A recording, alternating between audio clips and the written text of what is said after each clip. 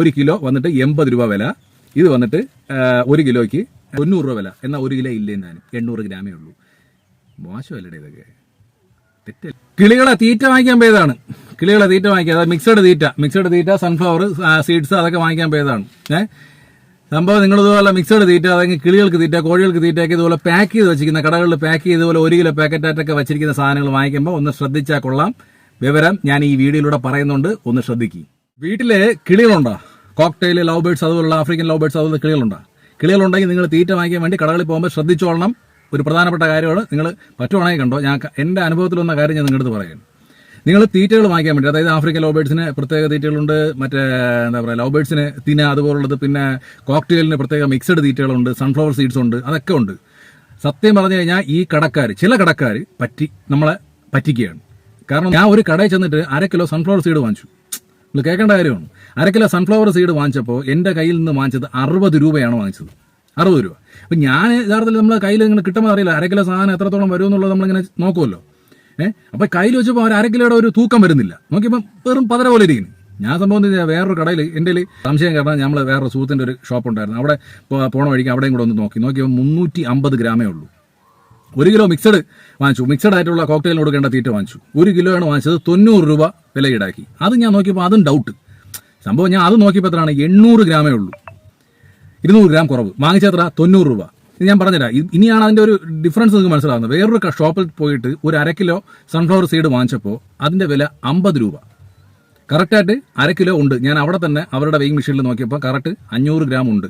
ഇവിടെ 350 ഗ്രാമേ തന്നുള്ളൂ. 1/2 കിലോ എന്ന് പറഞ്ഞാണ് തന്നത്. അതിന്റെ വില വാങ്ങിച്ചത് 60 രൂപ. മറ്റേത് 350 ഗ്രാമേ ഉള്ളൂ, 1/2 കിലോ എന്നാണ് തന്നത്. അതുകൊണ്ട് ദയവ് ചെയ്ത് കിളികൾ വളർത്തുന്നു ഒരുപാട് പേര് കിളികൾ ക്രൈസ് ഉള്ള ആൾക്കാരുണ്ടല്ലോ. ഏത് കടയെന്നോ കാര്യങ്ങളോ ഞാൻ പറയില്ല, അവർ കച്ചവടം നടന്നോട്ടെ. സത്യം പറഞ്ഞാൽ ഞാൻ നേരെ കടയിൽ ചെന്നിട്ട് കാര്യങ്ങൾ പറയേണ്ട രീതിയിൽ പറഞ്ഞു കൊടുത്തിട്ടുണ്ട്. അവന് കാര്യങ്ങൾ വ്യക്തമായി. മനസ്സിലായില്ലേ? അപ്പം പുള്ളി ആ കണക്ക്, ഈ കണക്ക്, മറ്റേ കണക്ക്, മറിച്ച കണക്ക് എന്നൊക്കെ പറയുന്നുണ്ട്. പക്ഷെ ആ ഒരു കണക്കൊന്നുമില്ല. ഞാൻ പറഞ്ഞ കാര്യം വ്യക്തമായ താങ്കൾക്ക് ഒരു കച്ചവടം നടക്കട്ടെ എന്ന് വിചാരിച്ചിട്ടാണ് ഞാൻ താങ്കളുടെ കടയിൽ വന്നിട്ട് ഒരു കച്ചവടം നടക്കട്ടെ എന്നുകൊണ്ട് സാധനം വാങ്ങിച്ചത്. അപ്പോൾ ഇതുപോലെ ചെയ്യുമ്പോൾ ചില കസ്റ്റമേഴ്സ് ഒന്നും ചിന്തിക്കത്തില്ല. കൂടുതലും യുവാക്കളല്ലേ ഇത് ഇങ്ങനെയുള്ള ബിസിനസ്സുകൾ ചെയ്യുന്നത്. അങ്ങനെ കുറച്ച് പ്രായമായവരൊക്കെ ചെയ്യുന്നുണ്ട്. ചിലർ നോക്കും. മറ്റേതെന്ന് വെച്ചാൽ ബൈക്കിലൊക്കെ സാധനം വാങ്ങിച്ചുകൊണ്ട് പെട്ടെന്ന് നേരേക്ക് ഞാൻ കൊടുക്കും. നോക്കൂല, ശ്രദ്ധിക്കൂല, എത്രയുണ്ടോ നോക്കൂല. ഇതാണ് അവരുടെ വിജയം. പാക്ക് ചെയ്ത് വെച്ചിരിക്കുക. അതുപോലെ ഓരോ കടകളിൽ ഈ പാക്ക് ചെയ്ത് വെച്ചിരിക്കുന്ന അരി, ഉഴുന്ന്, പയർ, ഇങ്ങനെയുള്ള സാധനം, മുളക്, ഇതൊക്കെ പാക്ക് ചെയ്ത് വെച്ചിരിക്കുന്ന സാധനങ്ങൾ തീർച്ചയായിട്ടും നിങ്ങൾ വെയിങ് മെഷീനിൽ അതിന്റെ വെയിറ്റ് തീർച്ചയായിട്ടും നോക്കണം. അത് കാണില്ല. ചിലപ്പം 1000 ഒരു കിലോ എന്ന് പറഞ്ഞ സാധനം 950 ഗ്രാമേ ചിലപ്പോൾ കാണുള്ളൂ. അതൊക്കെ നിങ്ങളൊന്ന് ശ്രദ്ധിച്ചോളണം. ഇപ്പം ഇത് ഇങ്ങനെയാണ്. നമ്മൾ നേരത്തെ ഞാൻ ഒരു വീഡിയോ ചെയ്തിട്ടുണ്ടായിരുന്നു. ഒരു പാക്കറ്റ് ബിസ്ക്കറ്റിൽ 16 ബിസ്ക്കറ്റ് നീട്ട് ഒരു ബിസ്ക്കറ്റ് ഇല്ല, 15 ബിസ്ക്കറ്റേ ഉണ്ടായിരുന്നുള്ളൂ. അപ്പോൾ ഇതൊക്കെ നമ്മൾ കൺസ്യൂമറുടെ അവകാശങ്ങളാണ്. അപ്പോൾ മിക്കവാറും ആൾക്കാർ ഇത് ശ്രദ്ധിക്കില്ല. നേരെ കൊണ്ട് കിളിക്കാൻ കൊടുക്കും, അല്ലെങ്കിൽ കോഴി തീറ്റ വാങ്ങിക്കുമ്പോൾ ശ്രദ്ധിച്ചോളണം, ഇതുപോലെ കൊണ്ടാൻ കൊടുക്കും. ശ്രദ്ധിക്കൂല. അതാണ് അവരുടെ വിജയം. പക്ഷേ ഇതുപോലുള്ള ചില കസ്റ്റമേഴ്സ് പിടിക്കും. മനസ്സിലായില്ലേ? അങ്ങനെ 10 കസ്റ്റമർ ആകുമ്പോൾ അവരുടെ കച്ചവടം കുറയും. അതാണ് ചിന്തിക്കേണ്ടത്. അപ്പം അങ്ങനെയുള്ള ഒരു ഭയങ്കരമായ അങ്ങനെ ഒരു ലാഭം എടുക്കുന്നത് ശരിയായ ഒരു നയമല്ല. അങ്ങനെ ചെയ്യാൻ പാടില്ല. നമ്മൾ സാധാരണ ഇപ്പം ഒരു കിലോ പഞ്ചസാര അല്ലെങ്കിൽ 1 കിലോ അരി തൂക്കുമ്പോൾ നമ്മൾ സാധാരണ കണ്ടിട്ടുണ്ട് 1 കിലോ 1000 ഗ്രാം എന്ന് പറഞ്ഞാൽ 1400, 1500, ചിലപ്പോൾ ഒരു 10 ഗ്രാമോടെ കൂടുതലായിരിക്കും തൂക്കുന്നത്. ചിലർ ഈ മെഷീനിലേക്ക് അഡ്ജസ്റ്റ് ചെയ്യുന്ന പരിപാടികളൊക്കെ മുമ്പുണ്ടായിരുന്നു. ഇപ്പോഴും ചെറുതായിട്ടൊക്കെ അവിടെയൊക്കെ നടക്കുന്നുണ്ട്.